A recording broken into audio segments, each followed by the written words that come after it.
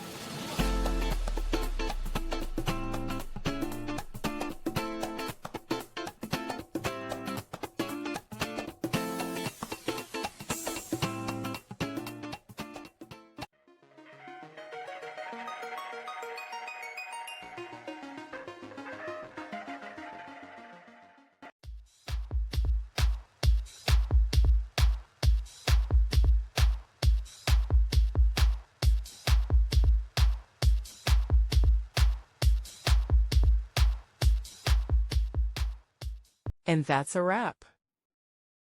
I hope you found the answer you were looking for. If you did, take a second to hit that subscribe button. It really helps out. And let me know in the comments which solution worked best for you. See you next time in the debug zone.